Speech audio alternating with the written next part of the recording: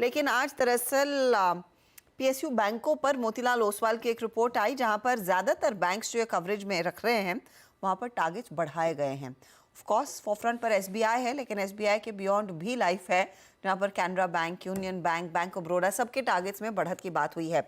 सुबह में ज्यादा कुछ एक्शन नहीं था, लेकिन अब इन स्टॉक्स में अच्छी खासी तेजी आ रही है। अब मोतीलाल को इस समय ये पूरा पैक क्यों पसंद आ रहा है और साथ ही साथ टारगेट्स रिवाइज होकर किन लेवल्स पर आ रहे हैं, यतिन हमारे साथ हैं पूरे डिटेल्स के साथ। यतिन बताइए। हाँ, गुड आफ्टरनून हर्षदा। देखिए, सबसे पहले जो इम्पोर्टेंट बात है रिपोर्ट में वो पीएसयू बैंक्स पे कही गई है। और अगर हम आज की ट्रेडिंग सेशन की बात करें तो बहुत सारे छोटे पीएसयू बैंक्स ज़बरदस्त तरीके से तेजी में दिखाई पड़ रहे हैं। चाहे वो बैंक ऑफ इंडिया हो, चाहे यूनियन बैंक हो, चाहे बैंक ऑफ इंडिया हो, बैंक ऑफ बड़ौदा हो। तो इन जनरल जो क्रक्स है पूरी रिपोर्ट का वो ये है कि यहाँ से पीएसयू बैंक में तेजी बनेगी। आज उन्होंने सारे के सारे पीएसयू बैंक जो उनके कवरेज में यहाँ टारगेट्स बढ़ाए हैं। खरीदारी की तो सलाह है ही, लेकिन हम एसबीआई की बात करें तो यहाँ टारगेट इन्होंने 800 रुपये का रखा है, कैनरा बैंक पे 550 का रखा है, इंडियन बैंक पे 525 का रखा है, यूनियन बैंक पे 150 का रखा है। तो जो पीएसयू बैंक हैं इनमें अर्निंग्स तो हैं ही, लेकिन अब मोतीलाल ओसवाल को लगता है कि जो इनकी डिपॉजिट फ्रेंचाइज है वो भी बहुत बढ़िया तरीके से ग्रो हो रही है। रिटर्न ऑन एसेट्स भी है 1% से ज़्यादा आगे जाके सस्टेनेबल होने वाला है। अर्निंग्स ग्रोथ तो बढ़िया रहेंगी ही, और वेज प्रोविजंस का जो इम्पैक्ट देखा जा रहा है वो शायद एसबीआई पे सबसे ज़्यादा होगा। दूसरी छोटी पीएसयू बैंक्स पे इतना होगा नहीं, जो कि मार्केट का फियर है। इसके अलावा एसेट क्वालिटी तो इंप्रूव हो रही है, और जो एसएमए का पूल है यहाँ से फर्दर आपको अपग्रेड्स होते हुए दिखाई पड़ेंगे जो अर्निंग्स को बूस्ट करेंगे, यानी मुनाफे में बढ़ोतरी लेके आएंगे।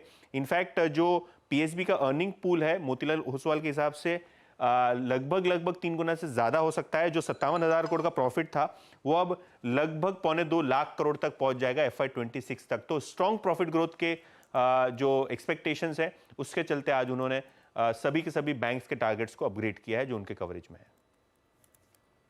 सभी बैंक के टारगेट्स अपग्रेड हो रहे हैं और फोरफ्रंट पर ऑफ कोर्स एसबीआई है। नया टारगेट इनका 800 रुपए का है। याद रखिएगा, इसने हाल ही में अपने 52 वीक हाई को ब्रीच किया। स्टेट बैंक ऑफ इंडिया का स्टॉक आपकी स्क्रीन पर रखते हैं।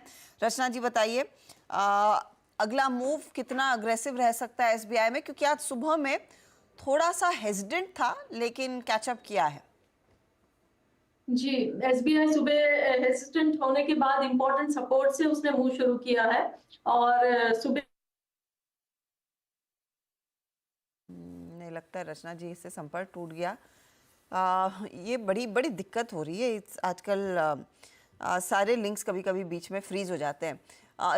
रचना जी को रिपैच कीजिएगा। लेकिन उस रिपोर्ट में मयूरेश, एक तो रिवाइवल की बात हो रही है 2.0 पीएसयू बैंक्स के लिए कहा जा रहा है, और ये कह रहे हैं कि मार्जिन अब यहाँ से और बेहतर होंगे। आपको याद होगा बीच में सब लोग कह रहे थे कि पीक मार्जिन्स हो गए। आई थिंक दो क्वार्टर पहले के पीक मार्जिन्स देखकर, उसके बाद पिछले क्वार्टर को लेकर थोड़ा सा संदेह था कि मार्जिन्स मेंटेन होंगे या नहीं।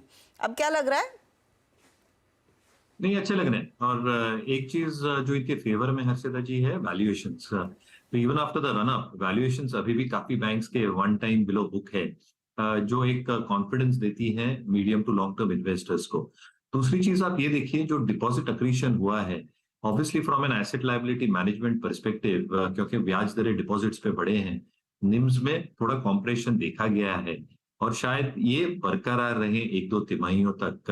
पर जैसे रेट कट का सिलसिला स्टार्ट हो जाएगा, कहीं ना कहीं आई थिंक जो एक फर्स्ट मूवर एडवांटेज बैंकर्स के पास रहता है, because they immediately pass this through in terms of their lending practices, और इसलिए आई थिंक जो निम्स में एक रिकवरी आ सकती है ये काफी सिग्निफिकेंट हो सकती है। दूसरा ये नहीं भूलना चाहिए कि जो इनकी प्रोविजनिंग है as on date is significantly higher, यानी जो रिस्क वेटेड एसेट्स हम कहते हैं to total assets are very well covered. And even in terms of the new lending norms, जितनी नई प्रोविजनिंग लगेगी towards riskier assets are getting covered, which gives them balance sheet strength and balance sheet comfort. Obviously जो CET1 ratios हैं, ये नए circular के बाद थोड़ा सा इंपैक्ट इसमें जरूर आएगा, but I think capital raise will not be equity dilutive, in fact equity accretive हो सकती है, क्योंकि ये सारी कैपिटल ग्रोथ प्रोस्पेक्ट्स के लिए जाएगी इन terms of more advances growth on their balance sheet supporting ROAs। तो आई थिंक स्पेस अच्छा लग रहा है, चल चुका है, अभी भी अंडर वैल्यूड है। Indian bank, bank of India with in the larger name, with in the broader names with in this basket पे जरूर ध्यान रखना।